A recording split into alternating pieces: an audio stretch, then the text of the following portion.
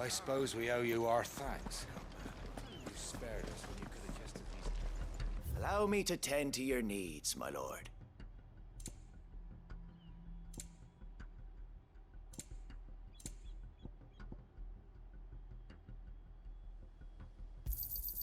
Will that be all?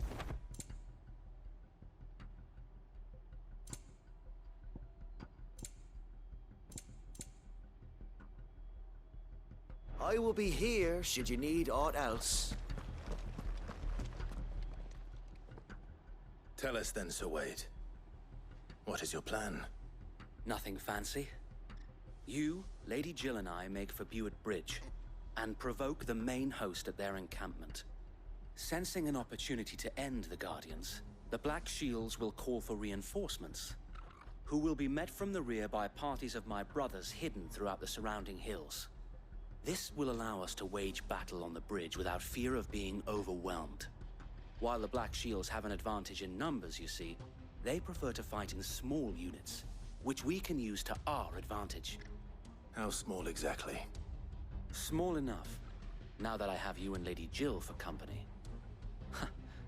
I doubt I could have done this on my own. But until we arrived, that was your plan. You haven't changed a bit. So Wade, the bearers from Old Hill have been laid to rest. Very good. Now make ready for battle. As you command.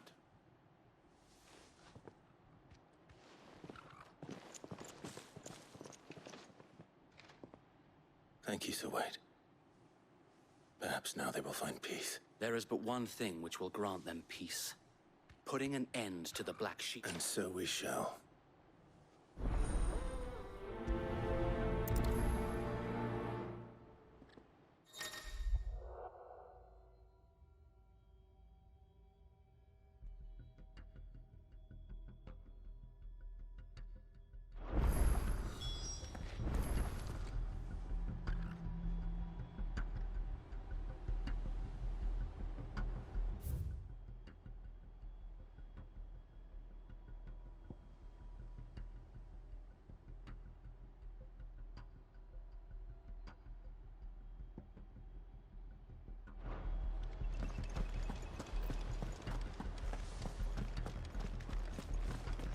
May the blessing of the Phoenix go with you.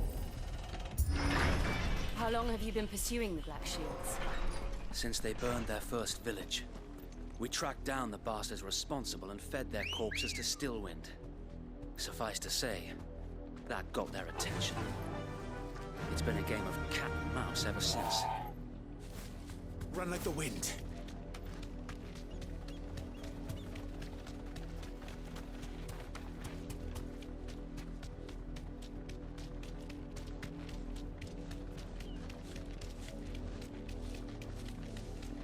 Look at me sideways. Come along now. We'll find another place. The bastards are lucky. There they are. On your command, my lord. Thanks, Gal.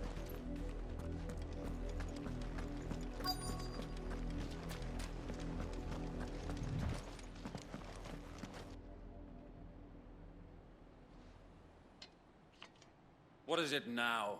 I told you! We bear a message for the Vicereine. From the Guardians of the Flame. Ha!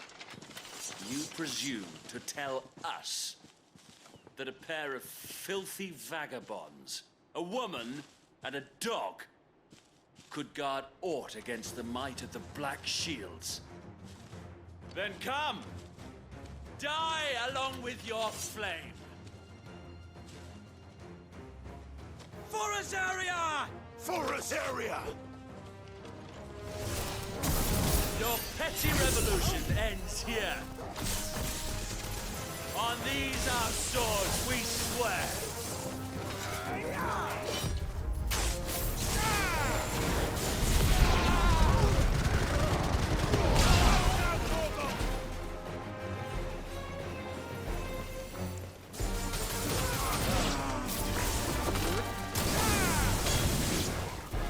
Bloody hell!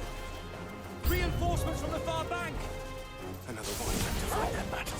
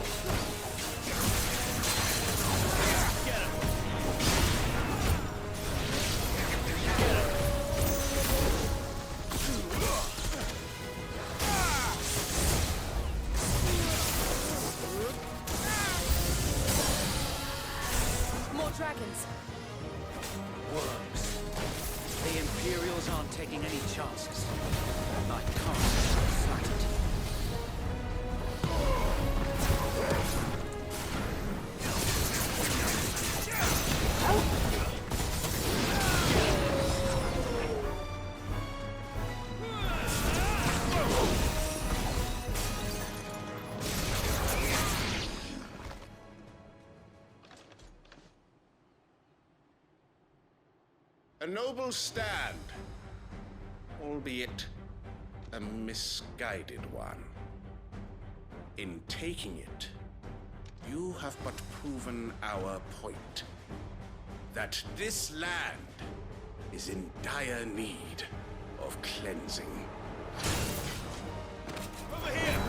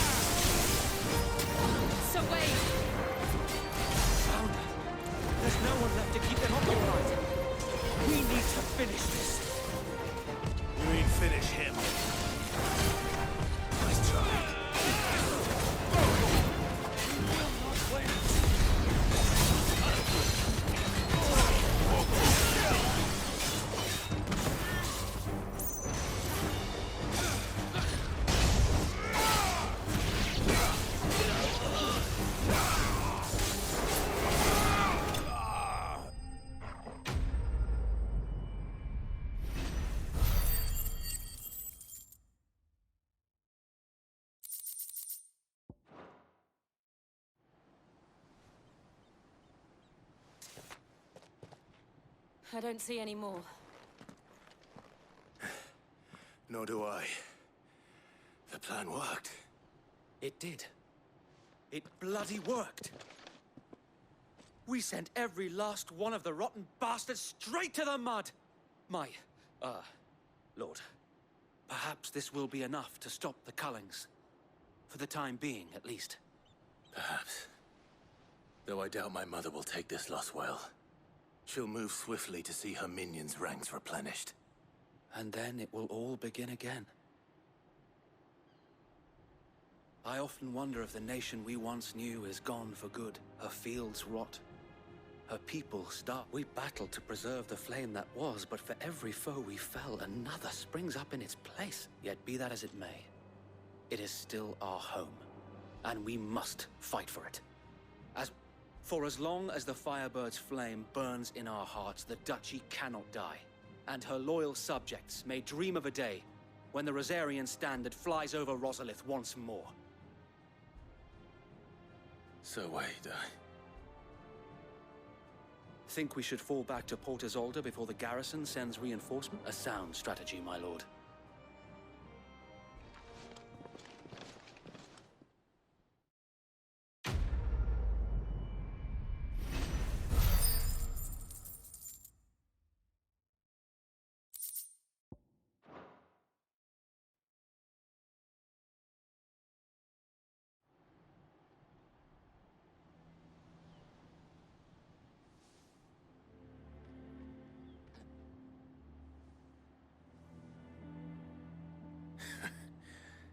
And how long has my uncle been funding you and your comrades' endeavors?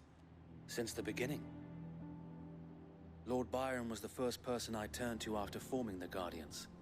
And had I known of this tunnel back then, I wouldn't almost have been hanged by the city guard for trying to sneak over the wall. I suppose a formal request for an audience would have appeared suspicious. And appearances must be maintained. Were the Vice-Regency to catch wind of Lord Byron's involvement in our movement, they'd seize his estate and send him to the gallows, where he would be of no use to anyone.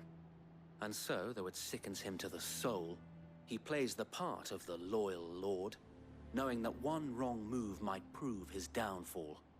It is why he remains ever vigilant.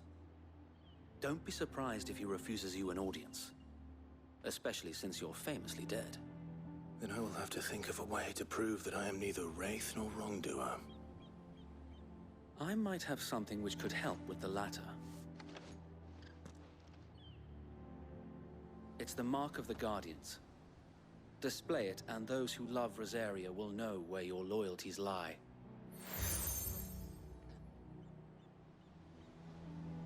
shall wear it with pride. Be sure that you do. I don't want my men attacking you again. Unless you deserve it. If only Sir Tyler could have been here to see you. Or the Lord Commander. Thank you, Sir Wade. If there is ever anything you need. I know. Go on now, my lord.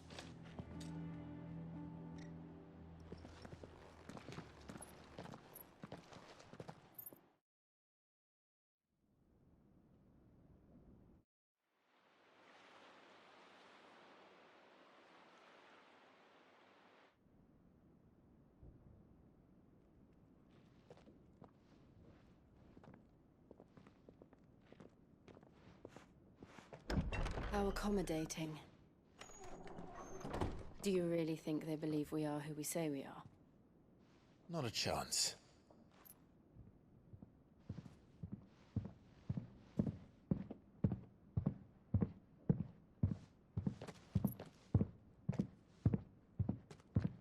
Right, I guess. My uncle believes we're imposters here to rob him. And means to string us up himself.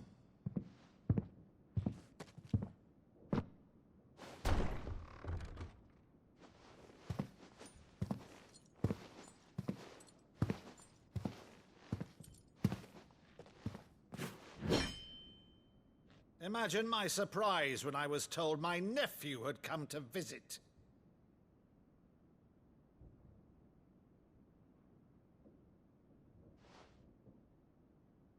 Clive Rosfield died long ago. And for uttering his name here, you shall pay with your tongue!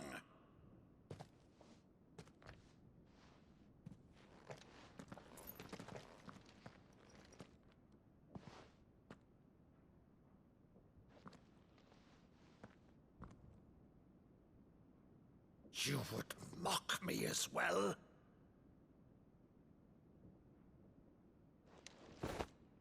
It is I, Sir Crandall of Camelot, loyal servant to Her Serene Holiness, Saint Sybil the Unshod. Meadow, thou vile sorcerer, for thy crimes against church and crown, I shall have thy head.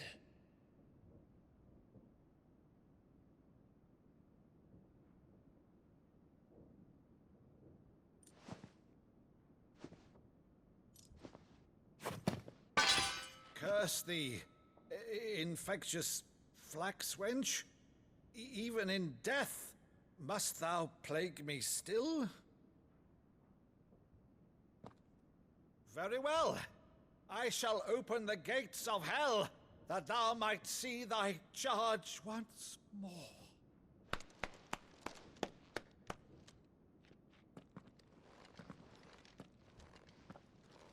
Bravo, Uncle. You're still the finest Meadow in the twins. Oh, Clive, my dear boy, it's really you.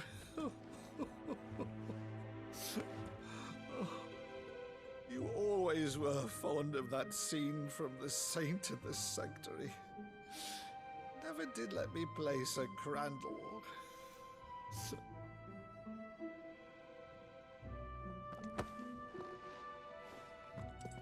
I have a favor to ask, Uncle Byron. Rutherford, inform the kitchens. There'll be guests. We dine immediately. But, Uncle... You can't very well regale me with the tale of your miraculous preservation on an empty stomach. Go on, sit.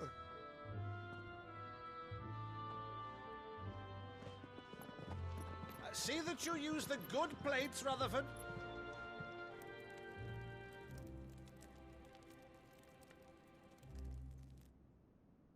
So you arrived late to one of her cullings, did you? Since becoming Vicereine, Annabella has been a constant thorn in Rosaria's side, but these atrocities are a new low. Something has changed. Quite what, I don't know, but the woman we knew is gone, and a monster sits in her place. A monster. For better or worse, I've been charged with governing this town, and thus must maintain the illusion of obedience. That's all I can do to aid Wade and his merry band of revolutionaries. So he's told us. You have risked much for Rosaria. Our nation will be forever in your debt.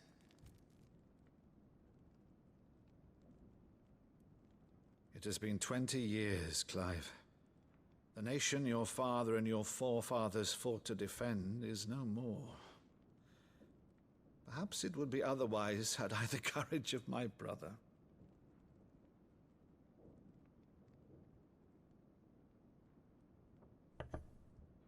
All right, if it's a ship you require, a ship you shall have.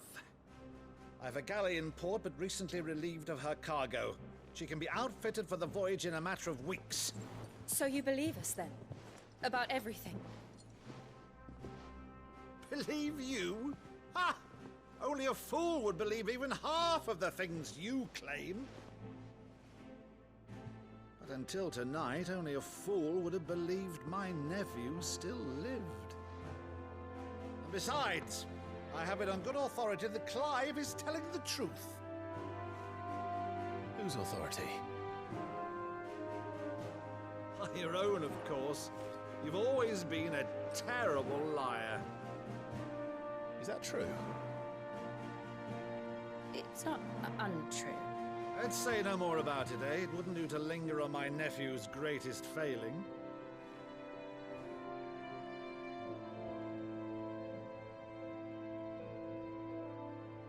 The one thing I cannot believe, though, is all this about you being Sid. You were always such a good boy, but now you're quite the outlaw. Which, if I'm not mistaken, would make me an outlaw's uncle. Right then, who shall we pillage first? Rutherford, fetch me my cutlass. This will be fun.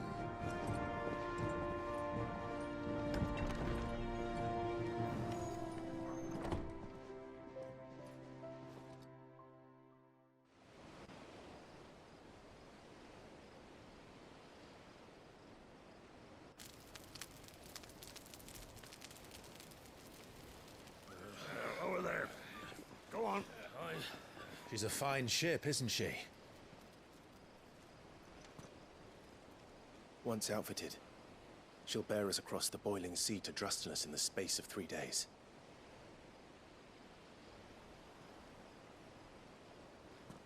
Something on your mind?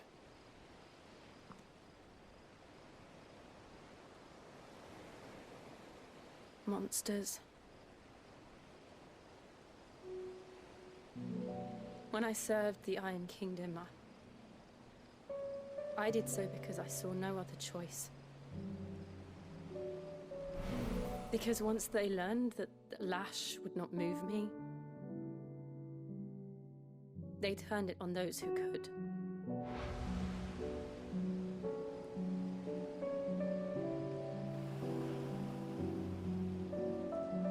And so I became their puppet. I let them pull my strings, telling myself it was not my hand that swung the sword, but another's. I removed myself from the truth so I wouldn't feel the pain it caused.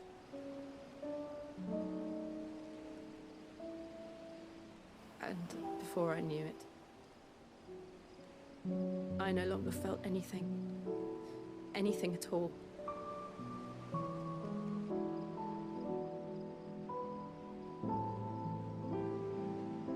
I had become a monster.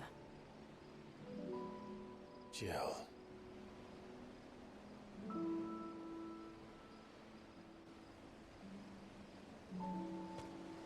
I don't want to be a monster, Clive. Do you understand? I want to choose a different path, a better path. To live on my own terms. But before I can do that, I need to come to terms with my past.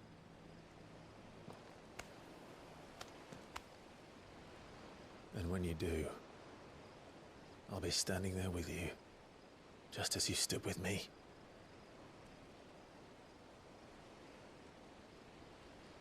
Thank you, Clive. I must atone for my sins.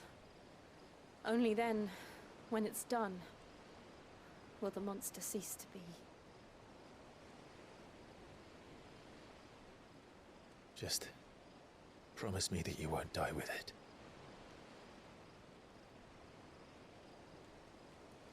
Now, let's get some sleep. The journey back to Benamir is long, and there is much to tell the others.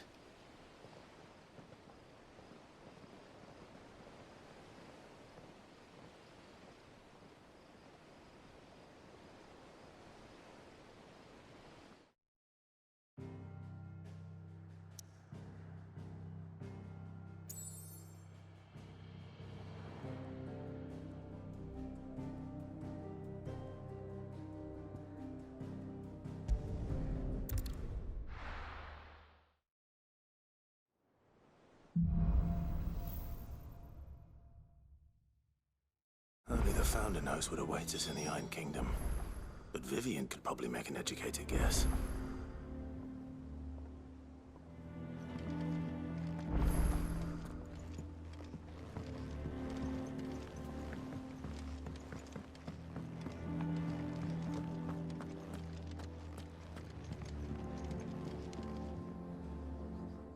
I didn't take you for a scholarly van.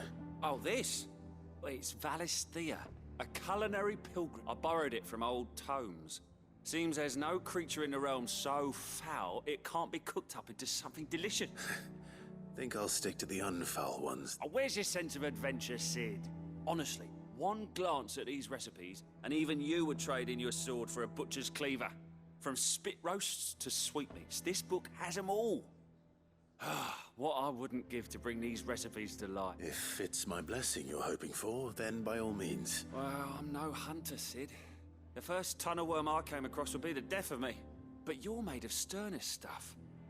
Would you help me resurrect one of these recipes?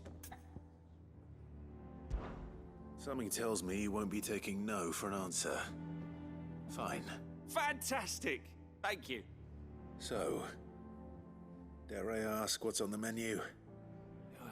Chance's Stew. It was once a favourite among the gourmands of Oriflamme, if the author is to be believed. Though Molly's never heard of it. The only problem is that while the recipe is extremely detailed in most respects, it's infuriatingly cryptic as to the main ingredient. A beast, no doubt. Most likely something that would make easy work of a simple cook with more broth than brawn, but unwanted violets. I've no idea what they might be. Does the book say anything else? Well, only that the sweetest violets sprout atop the bed of roses. Roses. Rosaria, perhaps? One of the butchers in Martha's Rest might know something.